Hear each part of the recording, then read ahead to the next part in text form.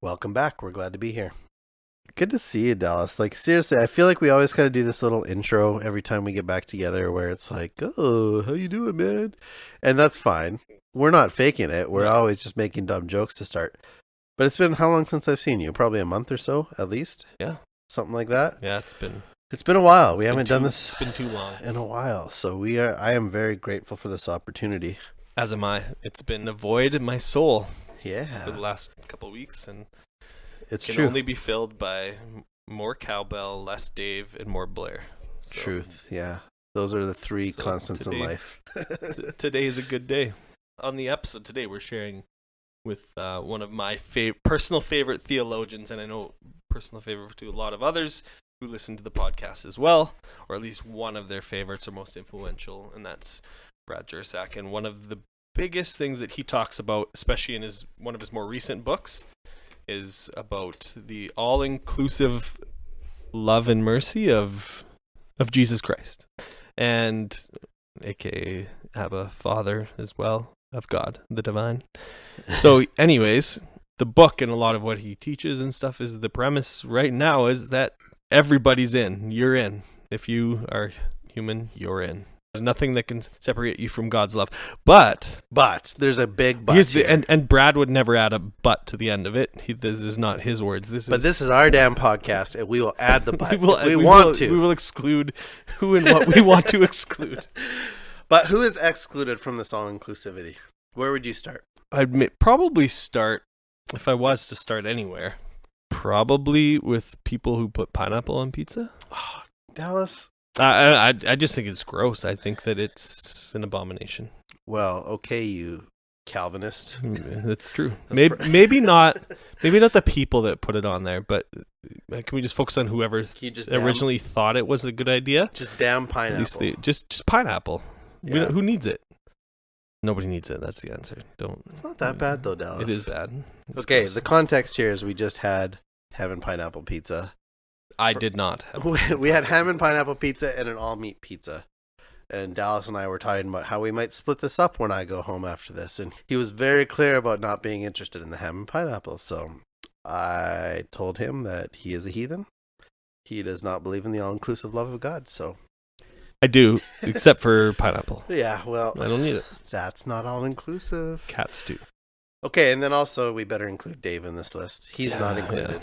Yeah. Let's be honest. So basically, before we get into this conversation, yeah, I'm actually super excited for everyone to hear this conversation. Not because of anything, not because Blair and I ask good questions or anything like that, but just because of we are glorious. We're okay at it. No, because of who Brad is and the little that I know him and have been able to follow his life via social media and his writings and blogs and books, and have met him briefly before, thanks to friend Nico who introduced us. So yeah, it's been one of my dreams to have him on the podcast, to ask him questions from somebody who has a deep biblical theological understanding and a lot of study that's gone into why he believes what he believes. Yeah. So it's very much transformed the way that I view God and my faith and stuff. So, which is honestly, it was better than I could have ever imagined. Dallas has always talked a big game about Brad Jersak.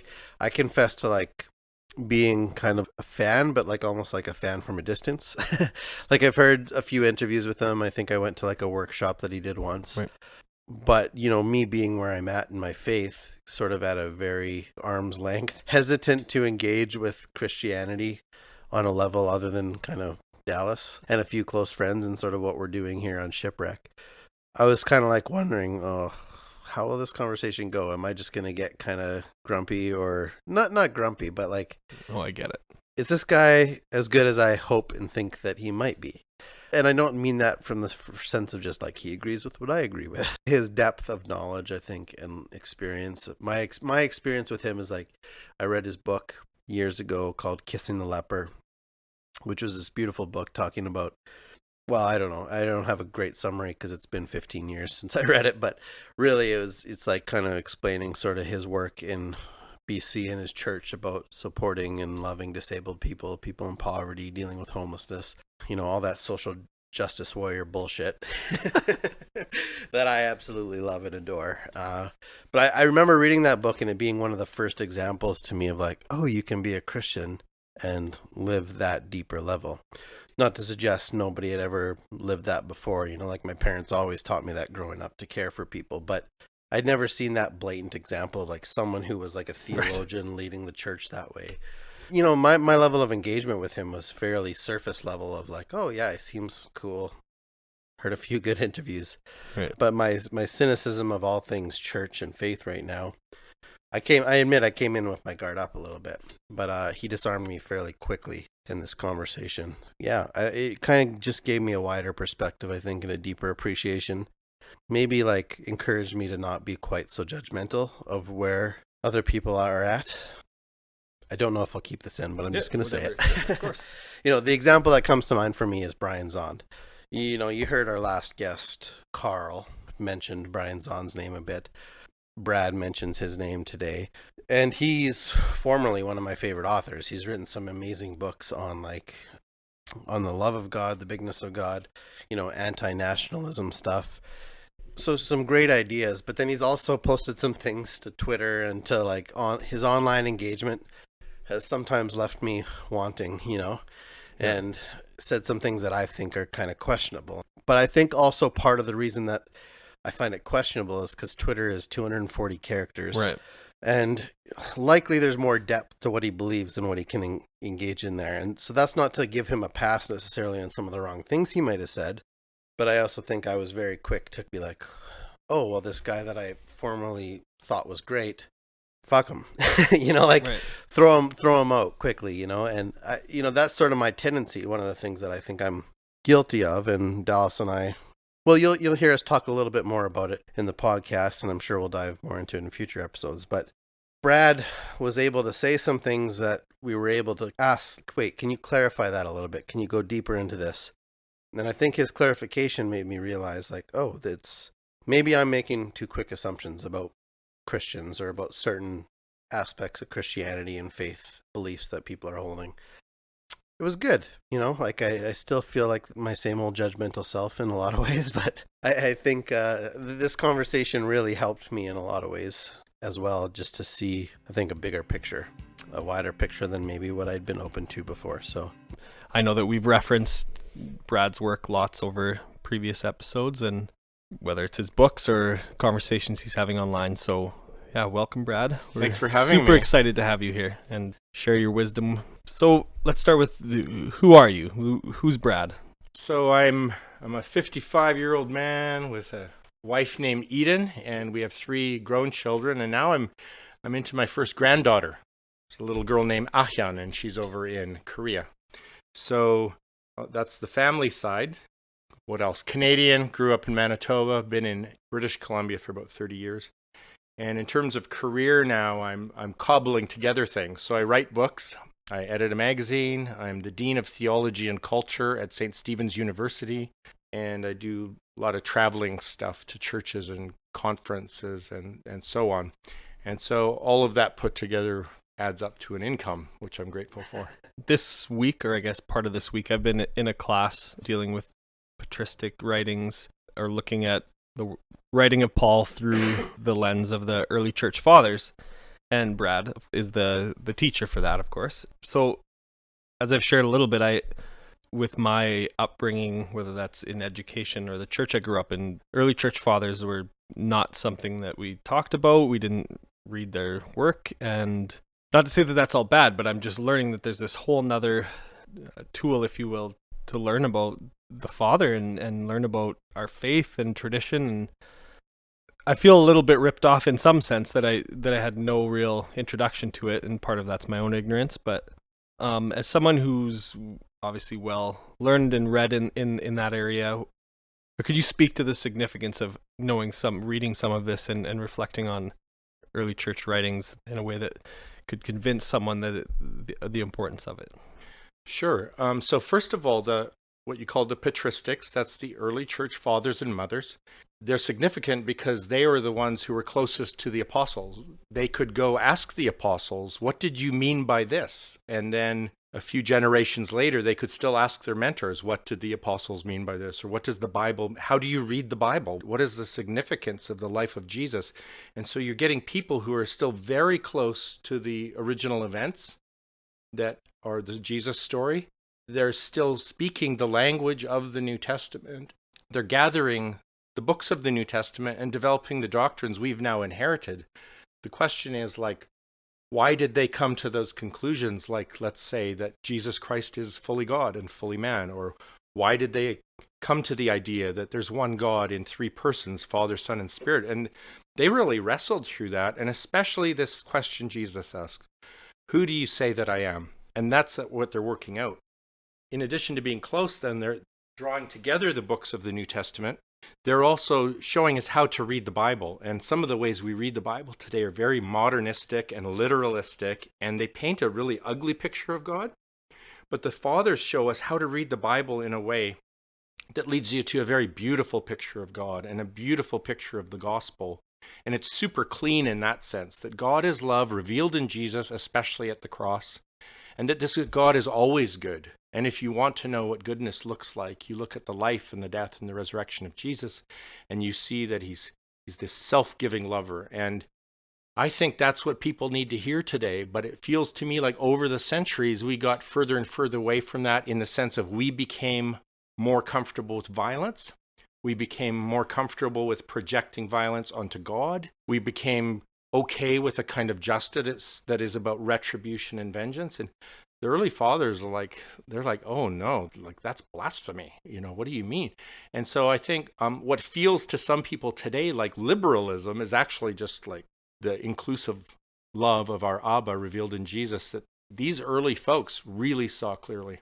On that note, I guess, just even hearing you reference, like, people think that it's liberalism, that conversation is so toxic right now. Like, people think that you're the, social justice warrior or whatever, that you're making the gospel all about social justice instead of whatever, How do we move past that conversation to where they just think we're heretics and we just think they're old school? You know what I mean? Like, does that make sense?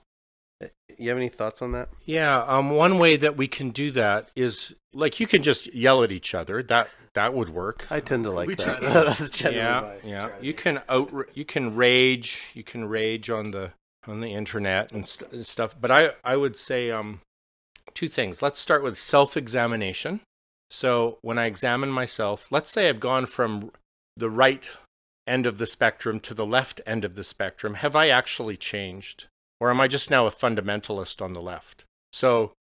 Or am I fundamentalist on the right? Now, what I'm describing there as fundamentalism is othering the other, deplatforming the other, silencing the other, not listening to the other. And in that sense, I would regard the whole spectrum, left, right, and center. The spectrum itself is toxic. It is the world system that hates love. And so I have friends that they were far right and now they're far left, but they still hate.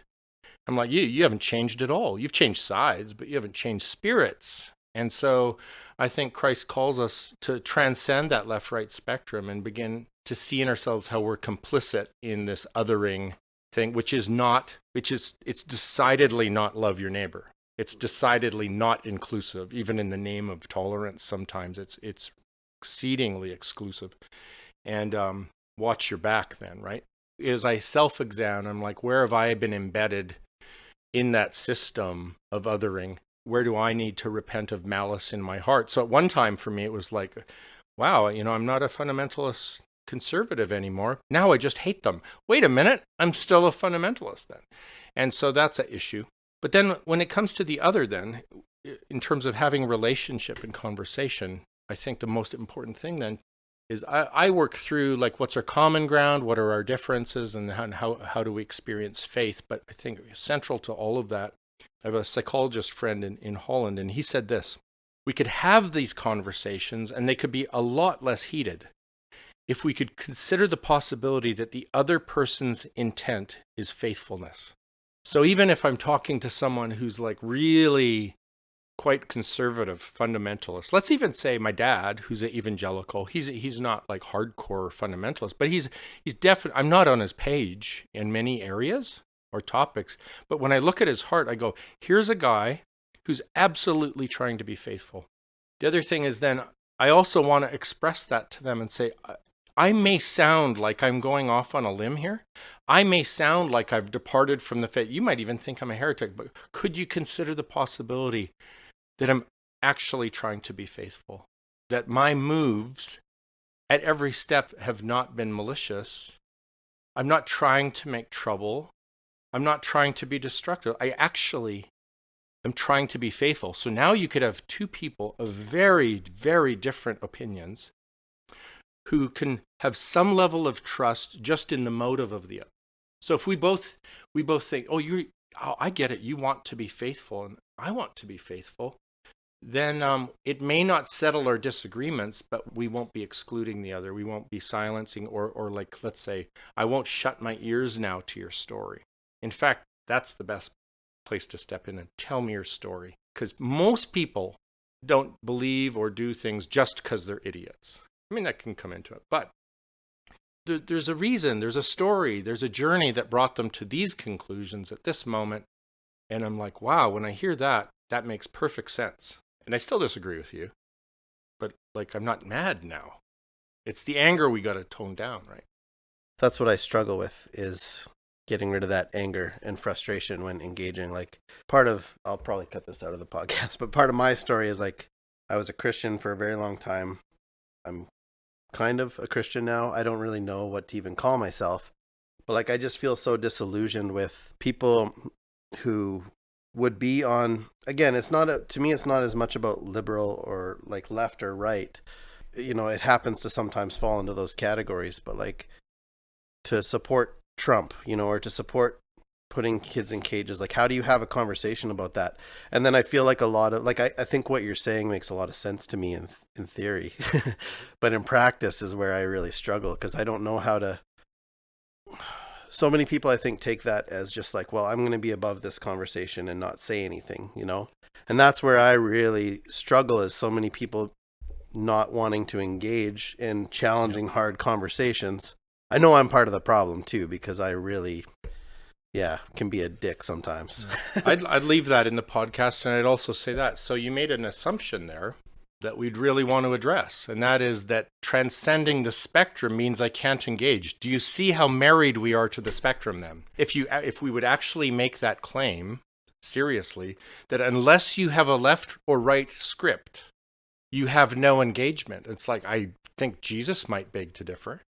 And so he would engage, but then you also used good language there for, when I engage, it will look like I happen to agree with someone on the left. And it may be assumed that I'm on the left, but the left is an ideology. I'm not following an ideology when I call for peace. I'm following Jesus. If someone on the left happens to believe in peace, we may even be allies for a moment, but we may have very different reasons for it. And then the next issue, they're like, wait a minute, you sound like you're a conservative today. I'm like, no, that's not my ideology. I'm just following Jesus. And I happen to sound like a conservative because I'm still engaged, but you assume all engagement must be on the spectrum. Right. So I think what we'd have to say is we have to figure out a way of transcending spectrum othering without exiting engagement. And that's hard work. But guess what? Like, suck it up. It's a hard life. It's a really hard issue. It's like, so do I oppose putting children in cages separated from their families because I'm left? No, it's because, like, I deeply believe that's the wrong thing to do to people, and that love would never, ever, ever do that to anybody's children. So now I'm making love my ethic, and I happen to know that love is not the highest moral imperative on the left. It's actually not. And you can tell that by how unloving the left woke can be if you cross them. I'm like, oh, I see. You're not driven by love. There's something else going on here. There's something ideological sometimes. And then they can be very compassionate other times. Like, that's good. So why sometimes and sometimes not? It's because there's the highest moral value is something else. So I'm always watching for that, where I think the whole left-right spectrum, the highest moral value is my will, our will, not love of neighbor, actually. So a good challenge that was really put to me, I would say, I love the poor because of Jesus. So Gutierrez, the great liberation theologian, he says this, oh, you love the poor? Name them. And like, oh, damn. okay, maybe I love the idea of loving the poor because that's an ideology. Yeah. It's not an actual thing. And I'm like, wow. And that challenged me, right? Oh, you love gay people. Tell me, who are they? And to our credit, actually, many of us have come to love the LGBT community, not because of an ideology, but because of actual relationships. And we're like, oh my goodness, this person is wonderful, and they're full of the Spirit, actually. And what do I do with this? And now so relationship throws me into a whole different thing. So when I say love, maybe I should clarify, we're not talking abstracted love as an ideology, but it's like real people in our lives. The hard thing then is how can I love real people in my life who are way into other stuff?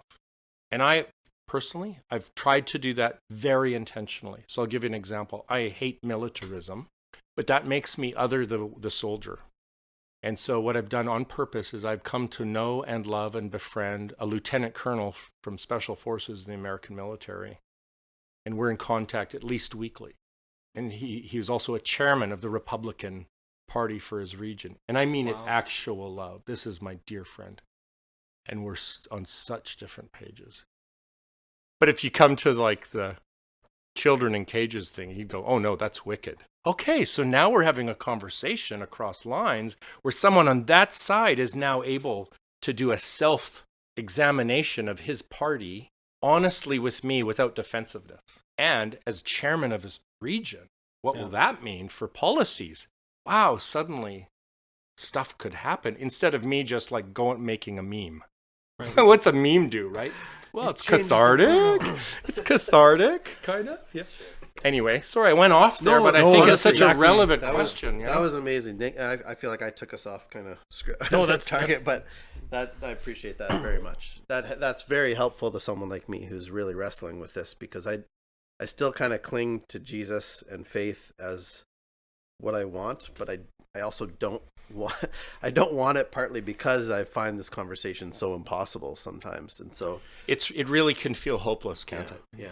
And so I want to say that I want to validate those feelings. Wow, what a hopeless feeling that can be. It can feel like, let's say on Israel and Palestine, for example, and you're just like, oh my goodness, this is the issue: is we want peace, but we don't want to get rid of hatred. We want to have a just society. I want to be a social justice warrior without relinquishing my hate of the other. That's not going to work. So then that's when I say then transcending the spectrum means being able to relate to all these groups from the perspective of real caring relationship, even when they seem to think insane things. And to say, actually, maybe you have a point. Like maybe there is an immigration crisis. And okay, I admit it. One of the most recent books that you've written is In Incarnation and Inclusion, Abba and Lamb. First of all, thank you for writing it. It was an incredible book, and one I'm definitely going to be reading through and going through my notes, because I take a long time to process, so I'm still processing through it, and I'm sure will for a long time. One of the things that you've mentioned is that you came from Calvinism, or used to hold to a pretty strict definition of a Calvinist. This book makes it clear that you're no longer there. It might be a hard thing to explain, or maybe super simple. Can you explain that transformation? What or who or why did you make the move from Calvinism to where you are now that led you to write the book In? Okay. So, I could probably summarize it in a few easy stages.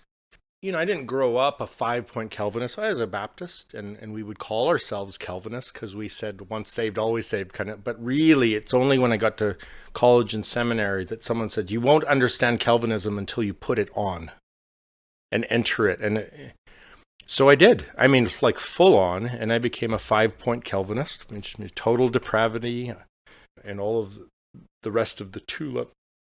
But that's insider language for Calvinists, I guess.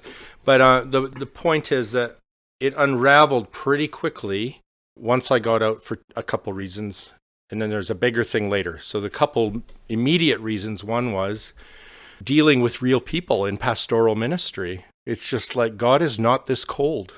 God is not this arbitrary. God doesn't select some to salvation and some to damnation. God isn't like choosing some to be noble and some to be ignoble or whatever. Like, it's like he loves everybody and he deeply cares about them. And I could feel that in my heart. And I knew it was him I was feeling in my heart. And it looked nothing like that system.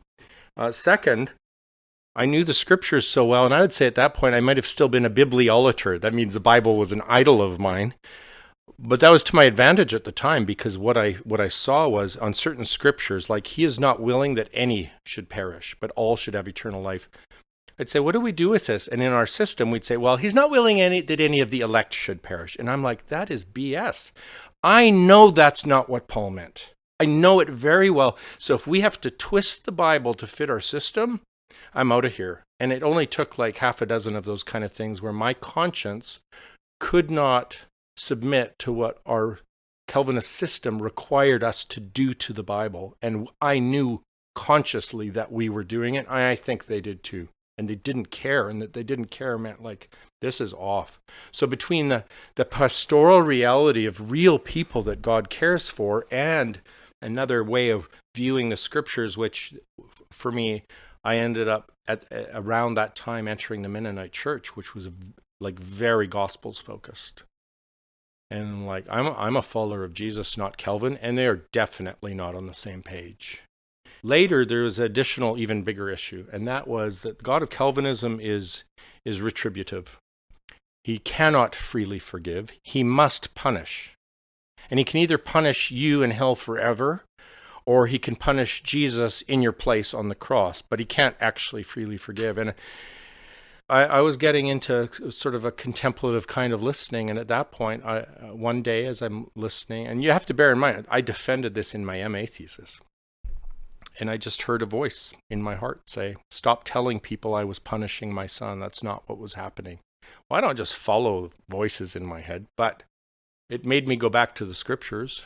And right away, boom, Isaiah 53, my favorite passage at the time on atonement, said, you'll think he was stricken by God, but he wasn't. It was your sins that did it.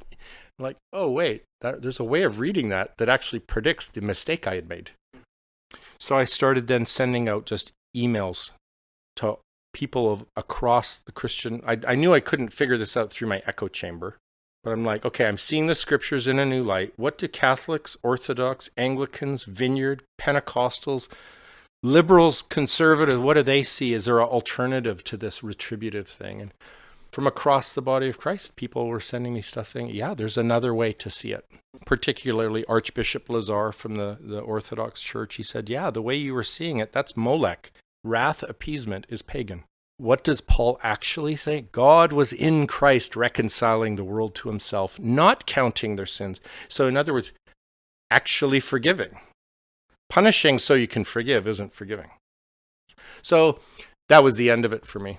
And that's also when I began my Orthodox journey, where it's like God is love, period. There's no retribution in the nature of God. And everything you could say about God is seen in Jesus. So sounds like good news. It better be good news, right? Right. Yeah. I guess the next question follow-up would have been, what's the message you hope people get from the book? But I guess you kind of answered that. No, I'd like to say something else about that. So in the in-book, I was noticing two sides to a problem. On the one side, we have people who are very, very faithful to Jesus, and I would call it a high Christology. And I would say I have a high Christology. I believe Jesus. I worship Jesus. Sorry.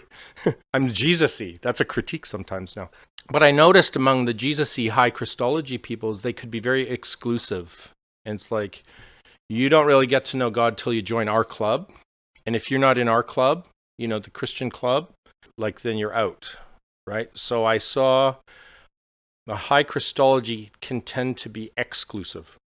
And then I saw people on the other side of the spectrum, or fence maybe, who had understood now that God's love is all-inclusive. It's for absolutely everybody, and anybody can connect with God. And they do. You just see it out there in the world. The realistic thing is there's a lot of people who aren't Christians who definitely know God and are in conversation with God and have authentic experiences of God. But they tend to think they need to diminish Jesus. And so what my book is about, I'm addressing both sides, and I'm saying to you high Jesus people, can you understand that he wasn't exclusive? In fact, he's the one who revealed God the Father as all-inclusive love. And to those who believe in Abba's God's all-inclusive love, it's like, do you understand? Jesus brought something to the table that nobody else did, and that is specifically to know God as an indwelling Papa who loves me. That was new. And the fact that even we are starting to believe that outside of Christianity is because of Jesus. So the centerpiece of the book is the story of Cornelius, who he knew God before he converted. And God himself says that he's already righteous, already clean, already accepted. I hear his prayers and I see his almsgiving. This is a good guy. And he never negates that pre-Christian experience. But then he sends him to find out about Jesus. And when he finds out about Jesus, it takes him to a new depth of intimacy. And so in my book, I've got like at least 7 stories where people who already were experiencing God and talking to God, when they encountered Jesus, it went somewhere further. And so that's why you would tell somebody who already knows God about Jesus. It's like, because it broadens and deepens our knowledge of God as Abba. That's the uniqueness of what Christ brought. Quick question. Just when I hear you use the word all-inclusive, love of God, I'm curious if you could define that maybe a little bit more for us. Kind of where my mind is going is the conversation of heaven and hell, eternal damnation versus, You're such an evangelical. I know. It's I come by it honestly. Mm-hmm. I'm just curious if you could just dive into that idea a little bit more in relation to that. Where I want to start is what I mean by inclusive. So by inclusive and inclusive love of God, first of all, really basic. Does God love only some people or does he love everybody? He loves everybody. Okay. So God, who loves everybody, sees the world spiraling down into non-being and self-destruction. So what does he do? He sends Christ to resolve this. What Christ does, he does for everybody. Or did Christ only die or live and die and rise for believers? No, what Christ did, he did for everyone. So the love of God is for everyone and the work of Christ is for everyone. And so then the question is, am I experiencing that? How do I experience it? And so we used to talk about repentance almost as if it was self-loathing.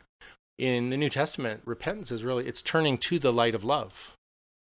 So if I turn to the light of love that's already on for me, I will experience that in my life, in reality. And if I turn away from the light that is love, I create a shadow, and in that shadow, all sorts of bad stuff happens.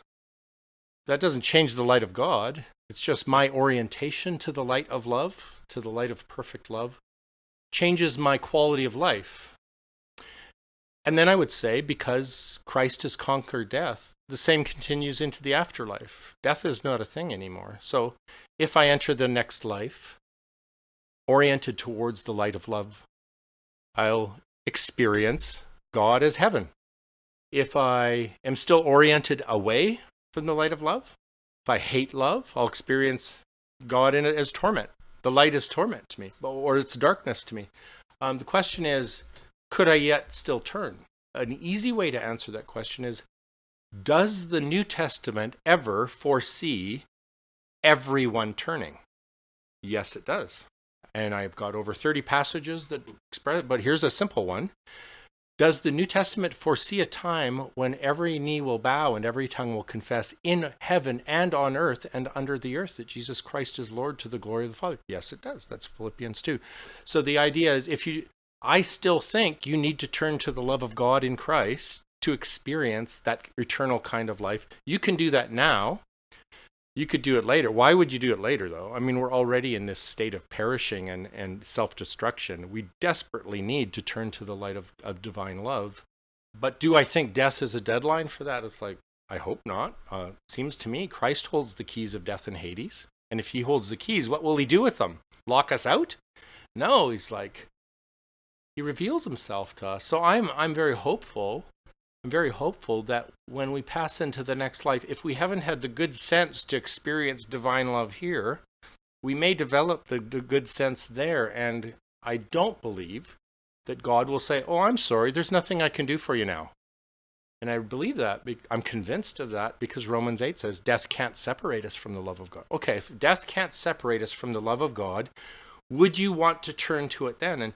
And some people will say, well, maybe you'll forever resist them. It's like, I don't know, would you?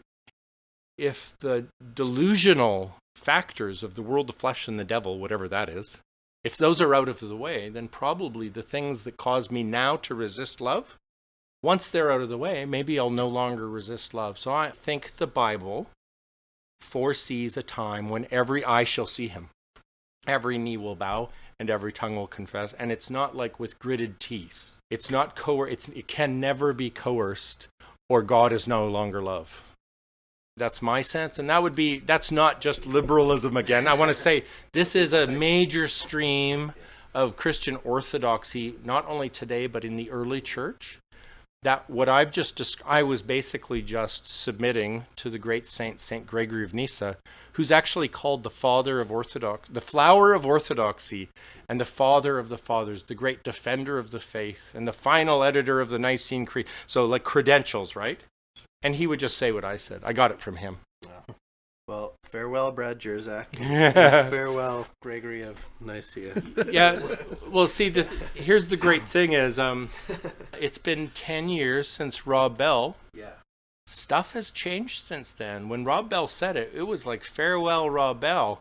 10 years later, Zondervan's publishing a book called Four Views of Hell, and Robin Perry gets to present that position in an evangelical book. So, I mean, Rob Bell kind of, I just want to say I wrote Her Gates Will Never Be Shut a year before him. But he made all the money, and he's a better writer. Share the profits. Yeah, share the profits. I'm sure I got 1% of what he did, but yeah, so I think the tide has turned, and now today, eternal conscious torment, I think it's its turn to be defensive. It's time for eternal conscious torment in a lake of fire burning for billions of years under the what? The love of God?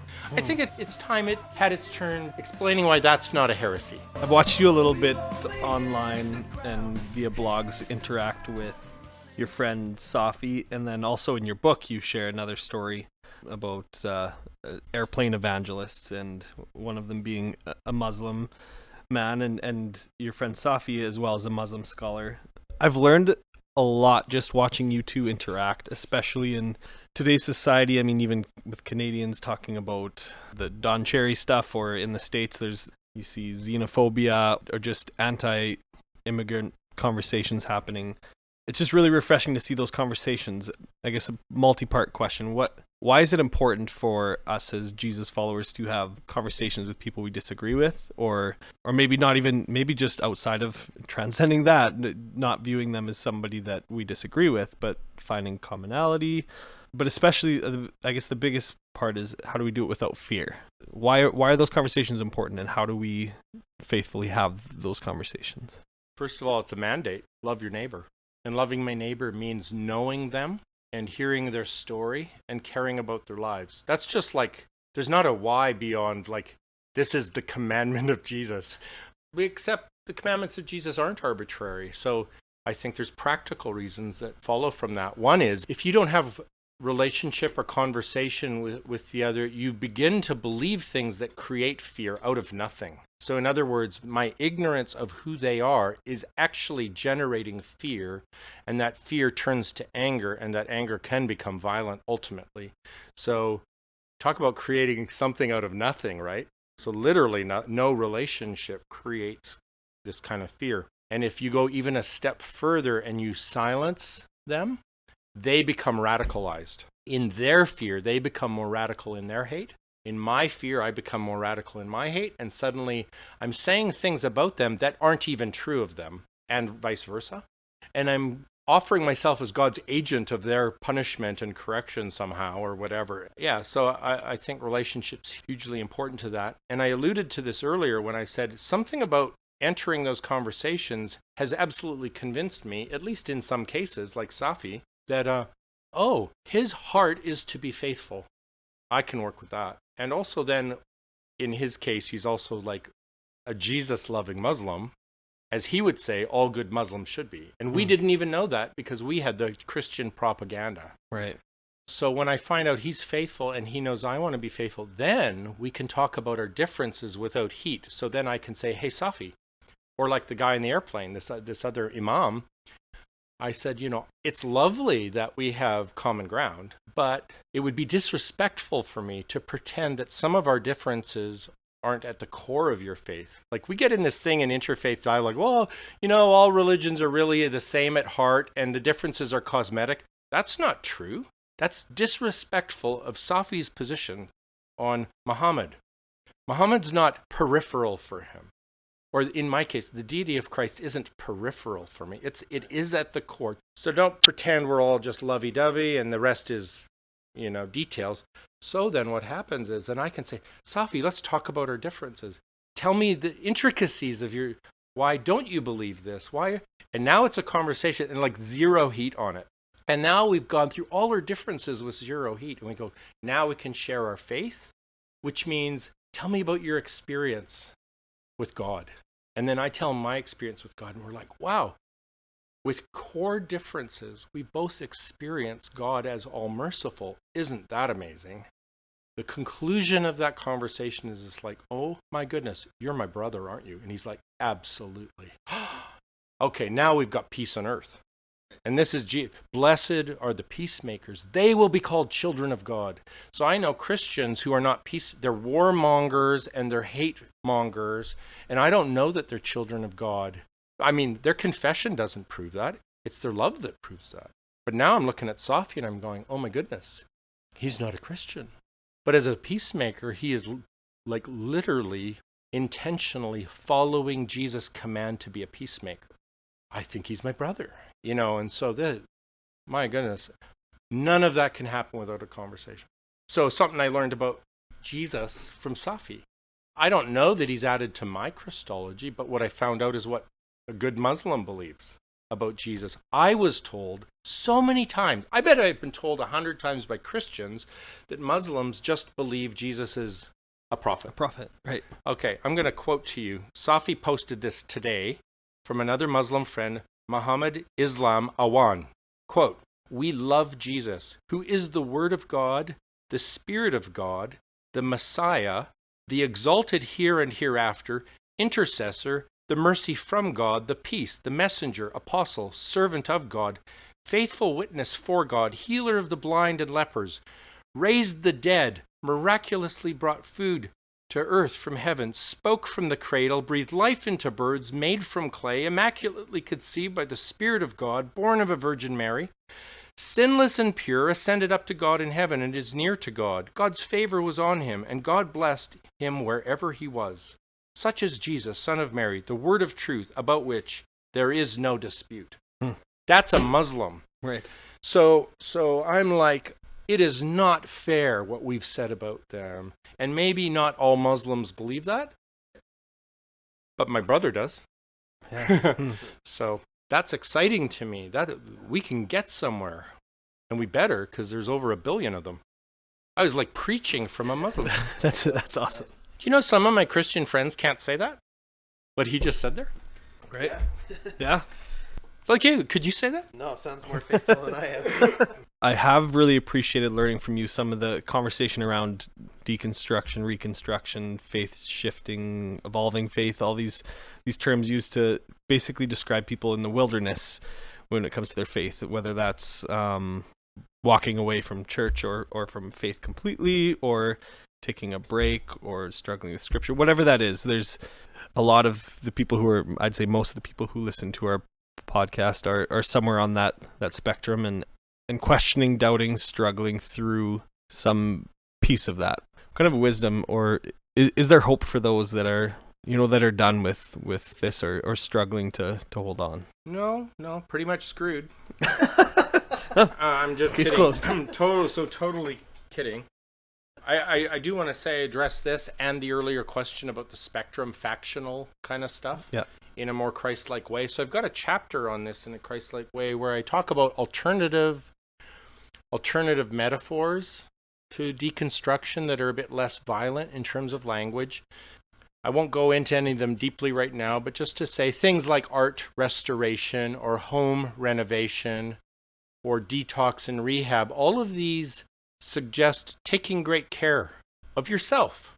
Take care of yourself, and taking care of yourself instead of just taking a sledgehammer to the whole thing, including your own heart, including your own faith, that self-care, I'd even exhort, like, be gentle with yourself, be kind to yourself, treat the little wick of your candle that's only got a nub of orange on the end, like, don't snuff it out so easily. But self-care includes asking your toughest questions. This idea of repressing doubt and forbidding questions has not been our friend at all. That's been part of the problem, right? And if you could just say, I'm bringing it all. I wouldn't do that myself. So in my case, when this happened to me, so this is another thing, is some of us act like we do deconstruction, but others of us undergo it. It's like, I didn't do this. It happened. It happened to me. Yeah. When it happened to me, I went and got a spiritual director. It's like worth the money. This is your life you're talking about. And in my case, it felt honestly life and death. And so I found a guy, and I met with him once a month. I've been meeting him. I pay him $70 to talk to him. And he asks me good questions that lead me to self-discovery. It's like I pay him to let me ask any question I want, raise any doubt I want, rant at God if I want. And he is so unperturbed by it that he embodies God being unperturbed by it. Let me have it. And it's like, it has no impact on his love and care for me whatsoever. So I've been going to him for like 10 years. So I feel like people need a companion, and it often just shouldn't be another angry friend. It should be someone who can do the non-judgmental listening to your questions, who's not thinking about their rebuttal or how to fix you or what Bible verses to throw at you, right? He's thinking about what question will open this up a little deeper. What light will warm this heart a little more? And so I highly recommend finding a spiritual director for this, or a good therapist, for example, because part of the problem is isolation and alienation, that a lot of our acting out behaviors are because of that. And what we need is love and belonging. So that's some advice I have. Also, of all the metaphors I offered as alternatives, one that's really obvious that I didn't go into in the book, and you raised it just now, is wilderness. It might be worthy of thinking about that. What's wilderness as a metaphor? It's like we've gone out from the city, let's even say the city of God, institutional Christianity or something. And now we're in the wilderness, and we find that others have gone there before us. John the Baptist. Why is he in the wilderness? Jesus, 40 days in the wilderness. Why? Why did the Spirit lead him there, and what happened to him there? It's like, whoa, major testing of faith. And the temptations were easy answers. And I'm a little bit afraid that some of us have gone into the wilderness, and now we're being tempted with like this or that ideology. Here, we have an answer for you. Yeah, church was the wrong answer, but we've got one. It's like, really? So the wilderness is interesting because it speaks of the dryness in it. It speaks of a sense of aloneness. It's also a place you probably don't want to live forever. So it's like, okay, but I also don't want to race out of there into the next bad thing. And this is borrowing a Brian Zahnd illustration. It's like getting off a train halfway through Paris and going, oh, I can't get back on that train to go to my destination, but what am I going to do? Live in the terminal? No, I got to get another train. But wait, I'm not going to rush onto just any train, or it could take me right back where I came from. I think it's kind to yourself to take your time to look for and to wait a minute, what if you could meet God in the wilderness? What if leaving church isn't leaving Jesus, but it often is? So I think you have to do something on purpose. And maybe the thing you have to do on purpose is to remember without cynicism the last time you felt the love of God, the last time you thought you encountered Jesus, and go back there. And I don't mean to the building or the service, but to the place in your heart where you did. And I want to say, don't be cynical about that. You really probably did. and that's something we could pray for your audiences even. Lord, would you remind me of a time when I actually had an authentic encounter with you? And I think if we would be quiet for half an hour on our own, he might show us. And instead of going, well, yeah, but that was with those charismaniacs, and that's stupid, and they were waving flags and blah, blah, blah. Yeah, I get it. No, it's worse than you think.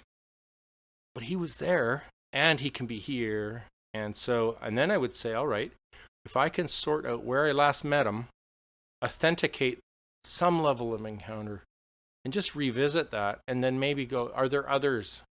Because it feels like I can't do it alone again. Are there others who are in the wilderness too? I'm like, oh, you're in the wilderness too?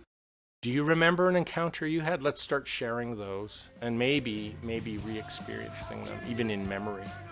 That's a thought that you could probably actually find a well in your wilderness. That's helpful for sure. I don't know. We'll see. No, yes, even for me. Are there more books in the way? I know I hinted in class at children's versions of those books because of how phenomenal your children's versions of the other books have been for me to read, and then to read to my daughters has been incredible. But yeah, so you can include that in your answer, but you don't have to. Maybe I should do that, right? I really take your suggestion seriously, because and I think now, okay, I could do something on what's the Jesus way for children, or what is it for children to be inclusive, and that's probably worthy of some thought. I really think so. I am working at my first draft of a book called A More Christ-Like Word. And in that I'm saying, look at, I used to think the Bible is the Word of God. Now I believe Jesus is the Word of God. So the more Christ-like Word is Jesus. But also in that, Jesus shows us how to read the Bible, and Jesus shows us how to see him in the whole Bible. And so some of it's hermeneutics, which is how do you interpret the Bible through the Jesus lens. And there's a lot of good books coming out about that right now. And so I'd almost be tempted not to do it. But I have some input that no one else has done yet. So I think, maybe I better do it. So I'm trying. So maybe a year from now, you'll see A More Christ-Like Word.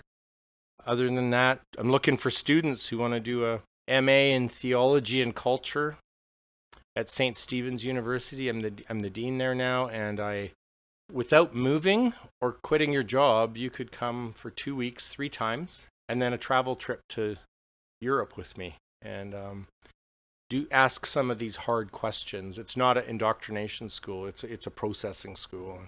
So I'm just getting into that role, and so I may as well recruit right now. If you want to do that, come on out. Where would you send people if they want to kind of engage with your work some more, or buy your books, or where's the best place to go?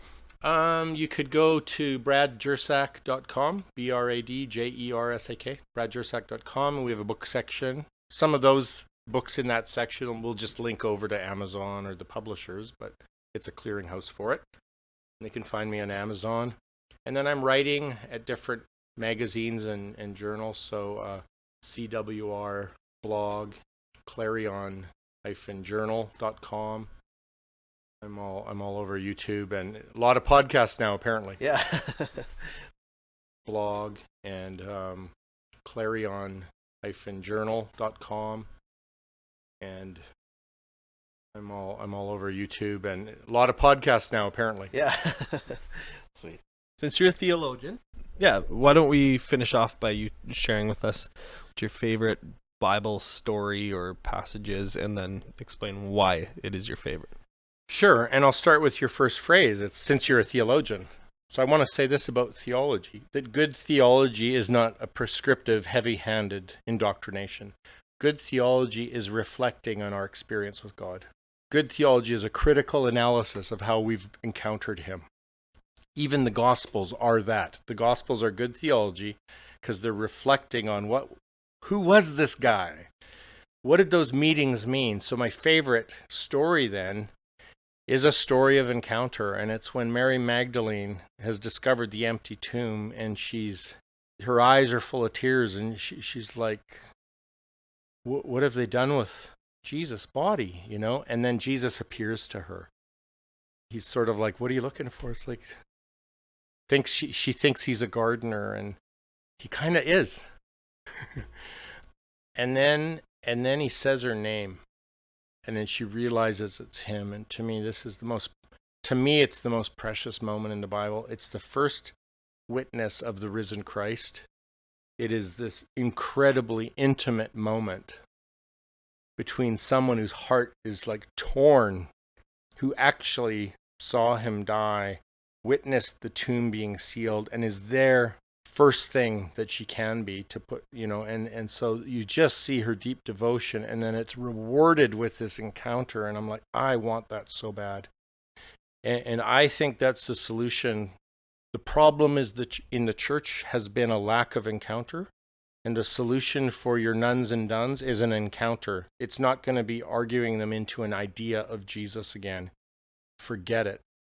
But we need to be facilitating encounters for each other and for ourselves. And it's like, what must I do to meet him? And so that was my whole ministry, is like, all right, if you could meet him, where would you meet him? And then we meet him. What if he's that available that he would meet us in our hearts when we ask? So I love that. The secondary reason why I love it so much is because it's to a woman. And that she becomes what officially her title in the Orthodox Church is Apostle to the Apostles. And even when the men think she's crazy, she's faithful. I just have such admiration for her. And I'm like, we should emulate that kind of raw devotion.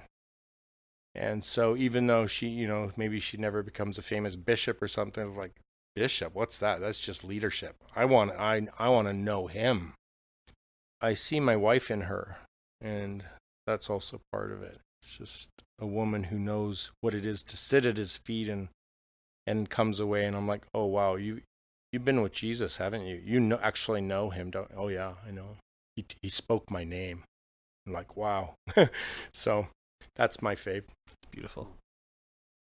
I just want to thank you for taking the time to come here. I mean, sort of what I said before, I'm sort of like barely clinging to a thread of Jesus, and conversations like this are what keep me like pulling on that thread and trying to get back to what I don't know if I ever knew it before, or if I'm trying to find something new and real again, but conversations like this really help me towards that. And so I'm just really grateful that you would take the time to come, and I know that our listeners, the handful of them that are out there, are really going to benefit from this. But even if nobody listens to this has been very important to me. So thank you. Yeah. Read my lips. He loves your heart. He knows you, and he's not afraid of your questions or how thin the string is because his hand's underneath you. I mean it. That's not an easy answer for your journey. I'm just saying, he's not rattled by where you're at in your journey. In fact, you're exactly where you need to be today. And so I'm utterly confident about where he's taking you, even if it gets dark for a while, even if the wilderness sucks and you got sand in your teeth. This moment is an important moment. So just know he's a good shepherd. That means he's good at doing what he does, even when we're shitty sheep. So we're gonna start calling the shitty sheep. I very much resonate with that title. Thanks, Brad. Yeah, thank you.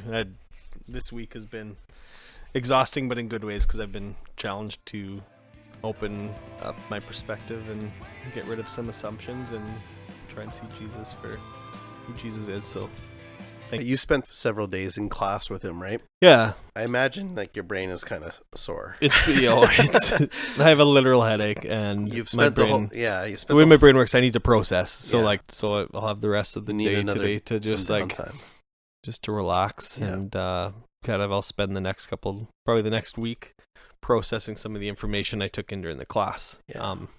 That's what you get for being a sucker and going to school. Paying money to go to school. School is for fools. But if there was a teacher that I'd like to continue to learn from, Brad Jersak would be one of those individuals. So much wisdom and passion for what he's teaching too. So yeah, and you can tell in the interview too, and something that I really appreciate about him too is it's never just I'm teaching from a textbook type thing. He's very pastoral.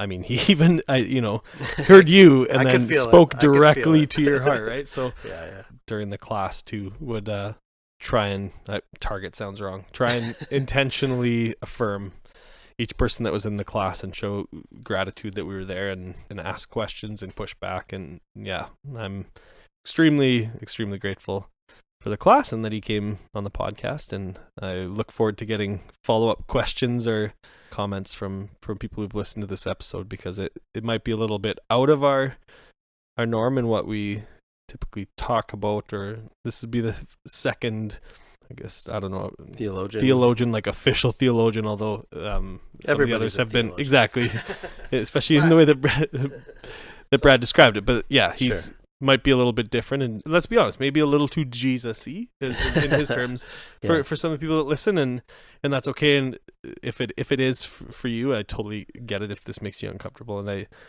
we don't want to push that on anybody, but this is in where I have been recently and things I've been reading and learning. The way Brad describes God and Jesus and scripture is very much in line with where I'd like to be, where I'd like to go, and how I'd like to view all of creation, including every human, regardless of religious affiliation, gender, race, like any category that you can put people in. Like, I want to be able to look at people and say, you're included. You're in. Yeah. There's nothing you need to do. Like, God's love for you is everything, greater than you could ever imagine. So, except for Dave and pineapples. And there is a limit. And as you and I are self-deprecating, probably us too. But no, it's cool. been super challenging. So, how did it feel to you to sit across from someone that you admire so much? I'm like, was it terrifying, or was it honestly, this is about as nervous as I've been in an interview, as much pressure as I felt to come up with questions and to ask them. But I know Brad wouldn't want me to feel that way. But of course, but like can't help it sometimes. It's kind of it's like I said, it's been a dream to be able to like dialogue about some of these things with him, and to be able to share it with people is even more special to me. So awesome, man. Cool. That was excellent. Sort of what you were saying, like, not all of our guests have always been necessarily Jesus-y. You know, we've Right. had such a cool variety of guests. Yeah. People who aren't Christians, people who are Christians but are, you know, engaging on specific topics, people who were Christians and are no longer, or people in kind of our framework of like, I don't know what the heck I am, you know. And so to me, it was cool to have someone on who's like, he's got some clout. He'd probably hate that I say that, but he's an author, he's a theologian, he's got his master's, all this kind of like. I mean, he does speaking conferences with like some of the biggest names in Christian theology or authorship. Like, this feels like variety to me, right? In terms of having like a different kind of conversation on our podcast. So even though, like I said before, I think I came in a little bit with my guard up, like, oh, this conversation might be a bit too Jesus-y for me, but it was Jesus-y in all the best ways. I think right. The stuff that keeps me kind of clean, holding on to that thread of Jesus, right? So that was very good. Thank you, Brad. We are grateful. Like, he shared the places, the websites and stuff where you can find his work. He's got numerous books out, depending on the level of. I was gonna crack a joke, but okay, I'm just saying, depending on the level of heresy you want to dive into. Just kidding. The level of orthodoxy, as he shares, it's actually part of the Orthodox faith, like the longest standing part of our Christianity, is reflected in his work. So, a more Christ-like God was one of the books that I've read that was super instrumental to me, that I would recommend. And now I just bought from him this week A More Christ-Like Way, that I'm excited to read. And then again, the book In is incredible. He's got more work out there too. So, and there's a documentary called Hellbound that's very good, that talks about some of those issues of heaven and hell, and gives I would call a balanced perspective, as in it talks to people who believe in eternal conscious torment, all the way to universalists. Another project that he worked on that I would highly recommend people check out. Even our boy Mark Driscoll is in that one. Yeah, Mark Driscoll's in that. Our boy. Since they compare our podcast and that dirty son of a. On iTunes, they that was one of the recommended podcasts to do with what we. If you like Shipwreck Over Safety, check out John Piper and Mark Driscoll. Oh wow. We really got to change our game plan. Well, I kind of as long as they reply that, or that's also the response on John Piper and Mark Driscoll's there you go. podcast is like, if you really like this, you should check out Shipwreck Over Safety. Somehow I highly doubt that's the case. I also would doubt that. Yeah. So, I mean, this conversation was important to Dallas and I think. We've been talking a little bit on our last few episodes and just personally through the last couple months, just through text and our face-to-face conversations about how we want to start being a bit more intentional on how we engage with you guys. One of those thoughts is like, how do we do that on social media? Social media is such a wasteland of nothingness sometimes, but it's also like a really cool tool to go deeper and engage on things. So let's use it to the best of our ability. So I mean, me and Dallas haven't officially decided on how we're going to do this yet. But one of the things we talked about is like making our Facebook page a group instead of a page, so that, there can be a little more privacy maybe, or there can be a little more of a conversational element as opposed to just like, we're promoting our podcast. Like we want there to be more conversation, but we also know some of these conversations that we're having, people aren't always comfortable to go public with or to comment on publicly. So anyway, stay tuned for that. We're going to keep on trying to figure out how to best do that. So we've been getting tons, especially since our episode with Krista and Liz, which I mean has been earth-shattering in a variety of different ways for me and Dallas. We still just kind of marvel at their courage. But since then we've been getting a lot of encouraging emails from people who are just saying, "Hey, we're there too. We appreciate these conversations. We appreciate their courage, and we just appreciate someone who's willing to challenge the status quo, because there's so many people out there who feel alone in all this stuff, but we're not alone." Right. So the goal with all of this is never to hear Dallas and Blair talk more. We want to take it from a podcast to a conversation. So you can definitely stay tuned for that. Follow us on all our different platforms to hear about that. You can email us at shipwreckoversafety@gmail.com. You can find us on Twitter at shipwreckpod, and you can find us on Facebook and Instagram at shipwreckoversafety. And we'll try our best to sort of engage with you guys there as honestly and sincerely as we can, and try to create a safe place for people to ask these kind of questions, to do this without judgment, because safe us social justice warriors get knocked pretty bad for our safe places and safe spaces initiatives, but I don't care. You can call me a social justice warrior if you want. You can call me whatever you want, but we need more safe spaces for people to talk about their doubts, their frustrations, their questions. And as Brad so eloquently said to me at the end of the interview with him, that doesn't faze God. That doesn't scare him away from us. That doesn't push us further from God. So anyway, yeah, we're going to keep working intentionally to do that. And we just invite you to engage any way that you see fit. And I should shut up now. Special thank you to our in-house musicians. They don't actually come and play live in the breaks. Wouldn't that be amazing? Maybe that's the next step. Special thank you to Northcote Music and to Marissa Burwell, the two artists we have been using this last while on our episodes. We're so grateful. We find that the music and the personalities that these artists have just fits really well with the work we're doing. So we're so grateful you're an equal part of this journey that we're on too. Yeah. So and thank you. One little side note for this is that we wholeheartedly endorse them. That doesn't necessarily mean they wholeheartedly endorse what we say. Excellent point. Yeah, like this, I've been thinking about this a little bit lately. Like we're so grateful. We want to pump their tires as much as we possibly can.